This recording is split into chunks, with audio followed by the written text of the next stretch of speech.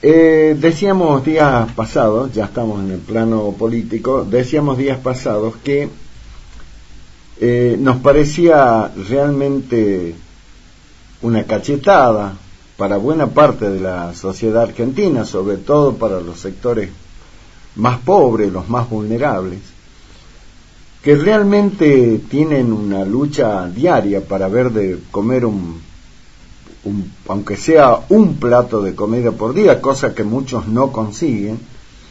Muchos se van a dormir sin nada en la panza, y a lo mejor algunos con mucha suerte, entre comillas, lo único que pueden hacer es poner una taza de mate cocido con algún pancito, con un chanchito, con lo que sea.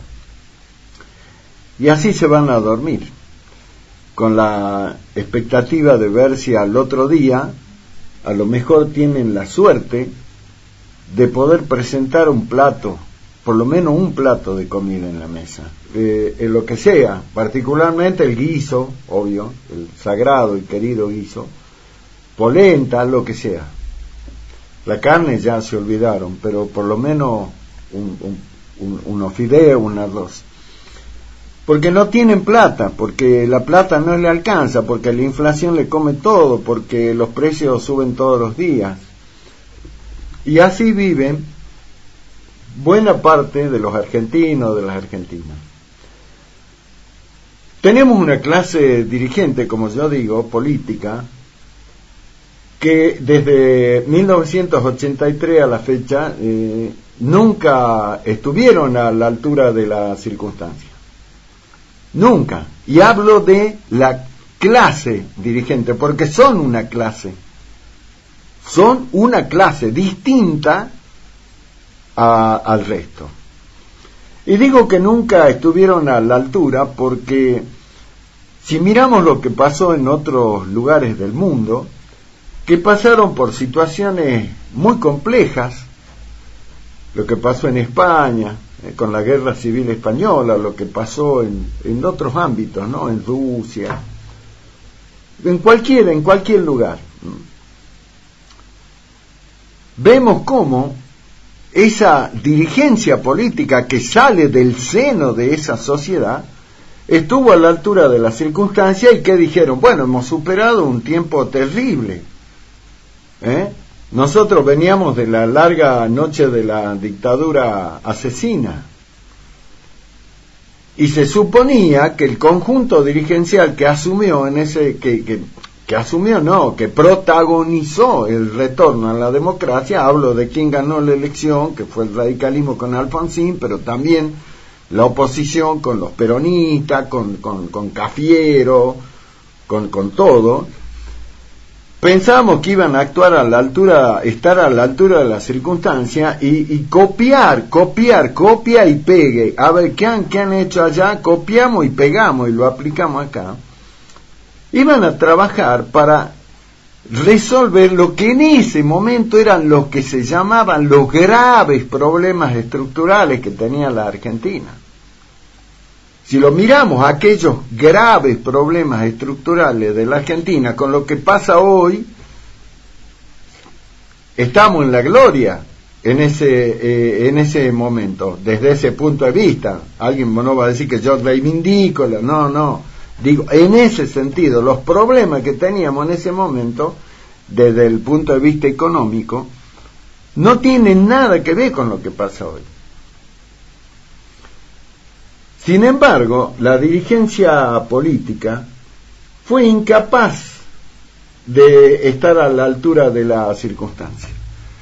Comenzaron las peleas, un peronismo derrotado, con un tipo que no tenía ningún cerebro, solo para cuidar sus intereses, como Saúl Ubaldini, que fue el mascarón de proa de un peronismo derrotado, que apenas asumió Alfonsín le metió 13 paros generales, el burro ese, el imbécil, el golpista ese, le metió 13 paros, con la idea de que caiga el gobierno radical y asuma el peronismo. La dirigencia política fue incapaz de decir, che, pará, pues si venimos de la dictadura, tenemos 30.000 desaparecidos, tenemos el nunca más, ¿por qué no nos sentamos en una mesa y acordamos políticas? Nunca lo hicieron. Y empezaron las peleas, pum, pum, pum, los golpistas. Empezó el peronismo, digo, a conspirar, Empezó con Ubaldini, pero después siguió el peronismo. Apareció una figura para mí nefasta en la historia política argentina, nefasta en la historia política de este país, que todavía, ya muy gagá, muy viejo y demás, sigue pululando por algunos medios, hablando de cosas que en verdad se debería llamar a silencio, pedir disculpas, y no aparecer nunca más, que se llame Eduardo Duhalde. Eduardo Duhalde también fue uno de los que conspiró, ¿no es cierto?, para que caiga el gobierno de Alfonsín, la entrega anticipada del poder. Siempre anduvo en la conspiración Duhalde, siempre, esa fue su característica. Un mentiroso, un tipo que llegó por intrigas palaciegas a la presidencia, después de la caída del 2001, mintió. El que depositó dólares va a retirar dólares. ¿Se acuerda de esa frase en el Congreso del mentiroso de Duhalde? Nunca la dirigencia política estuvo acorde a las circunstancias que se vivían en el país, si no se hubieran hecho acuerdos para fijar políticas de Estado, como hubo en otros lugares, y lo dijimos 1.000.000 de veces y lo vamos a seguir diciendo, como hicieron los españoles cuando se convocó al gran acuerdo en el Palacio de la Moncloa, y que se conoce como el Pacto de la Moncloa, y que le permitió a España, que venía de una situación terrible, también de una dictadura feroz como la de Franco, avanzar. Acá no hubo eso. Acá empezó la pelea, el chiquitaje entre la dirigencia política. La conspiración de un lado, del otro, y después aparecieron figuras realmente que nunca tendrían que haber llegado a ocupar esos cargos. Porque así como cuestiono a lo que fue el peronismo, también digo que desde este otro lado, ¿cómo fue posible que este país hubiera tenido de presidente a un tipo como Fernando de la Rúa? Más allá de que también a él le conspiraron y todo lo demás, pero Fernando de la Rúa no tenía capacidad para nada. Fue un gran legislador,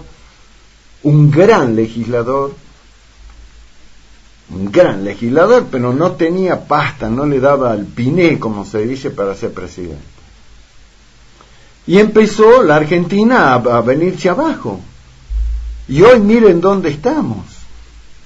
Más del 50% de los argentinos son pobres, una inflación que es imposible de controlar. La gente absolutamente empobrecida, viviendo no mal, sino súper mal, y una dirigencia política que pertenece a otra casta, como dice Milei, a otro sector. Está en otro nivel. Esa dirigencia política la componen en buena medida los legisladores nacionales, senadores y diputados nacionales. Mientras la gente se debate como gato entre la leña, tratando de no morir, ¿qué hace la dirigencia política? Y vive en su propio microclima.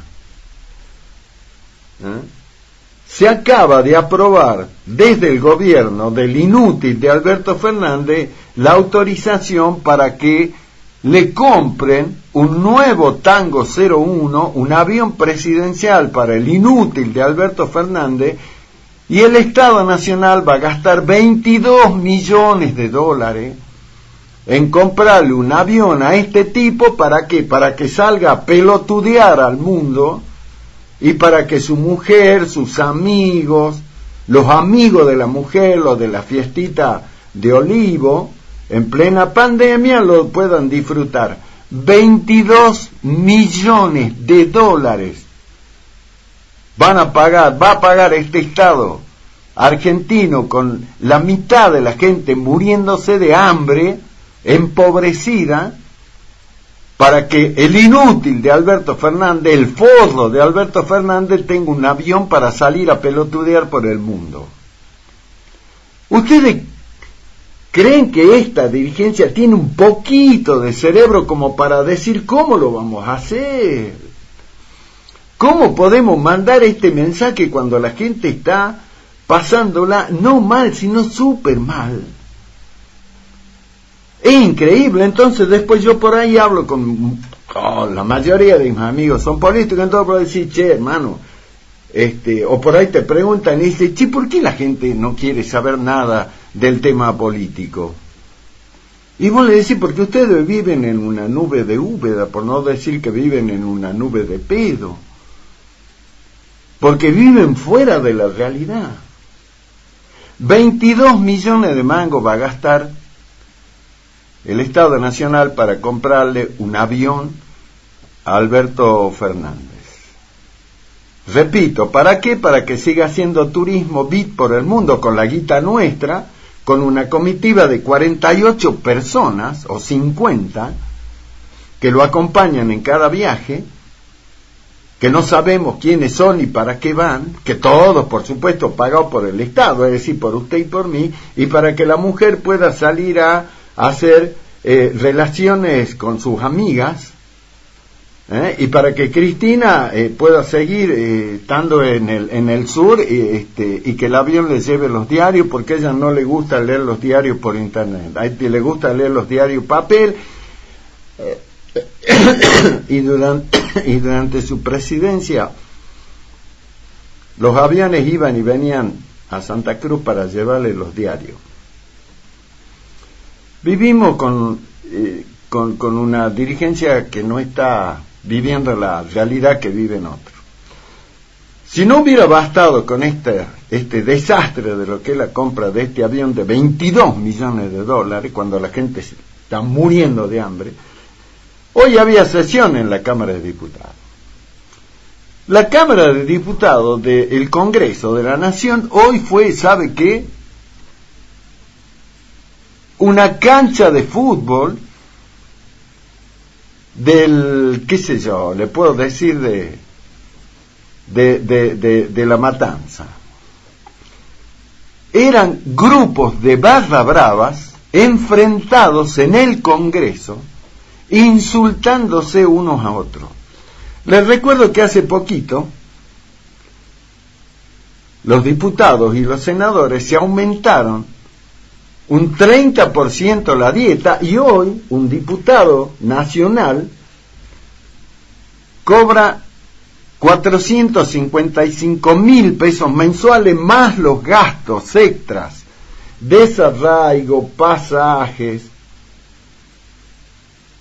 todos los otros gastos que tienen los legisladores. Un legislador en prepito y flauta, asesores, que la mayoría de los asesores son parientes de los legisladores, sobrinos, primos, amantes de las mujeres, de los hombres.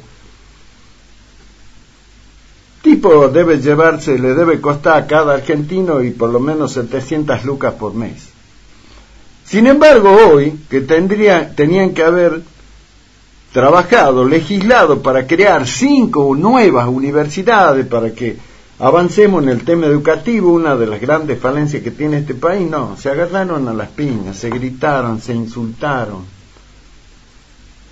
hicieron un bloque para protegerla a la presidenta de la Cámara, que es esta fanática kirchnerista, que es increíble pensar que una mujer de la calaña de ella sea nada más y nada menos que presidenta, cuando culpa de ella murieron miles de argentinos en el tiempo de la pandemia porque ella usó una palabrita que es negligencia para rechazar las vacunas de Pfizer, argumentando que no había que comprar y había que esperar la Sputnik que venía de Rusia, porque los de Pfizer, a cambio de darnos la vacuna, dijo esta mujer, la presidenta de la Cámara de Diputados de la Nación, dijo, los de Pfizer se quieren quedar con los glaciares.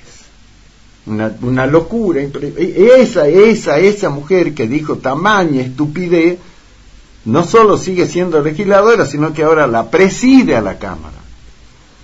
La cuestión es que se agarraron a las trompadas, a los gritos, y el chango o la chica que está escuchándome en la parada de un taxi o de un remis, esperando por Dios que aparezca un pasajero, por lo menos para ganar unos mangos y llevar algo a la casa para comer esta noche, me dice, ¿cómo puede ser que yo esté sentado acá rogando que aparezca un pasajero para llevar 2 mangos y estos tipos que ganan tamaña cantidad de guita nos tomen el pelo de esa forma? ¿Cómo puede ser que yo, que no sé cómo voy a hacer para ver si puedo hacerlo arreglar el auto porque se me ha quemado una luz, y el presidente se va a gastar $22 millones en un nuevo avión para llevarlo a dónde? A pasear, a hacer turismo. Entonces, hoy tenemos una dirigencia política que no está a la par de lo que le pasa a la gente. El oficialismo, y termino con esto, está recontra preocupado por la situación judicial de Cristina, que, dicho sea de paso, ya los de ATE dijeron que si el martes, que es el día que se lee la condena a Cristina, la condenan, que de hecho la van a condenar por la causa vialidad, van a parar el país y van a tomar las calles del país, junto con la cámpora y toda la merezunda esa que la acompaña a Cristina. Entonces, la gente, ¿quién le va a hablar de política? Dice, déjame joder, man. Yo me tengo que rebuscar como sea. Me tengo que rebuscar como sea. Y estos tipos hacen la suya.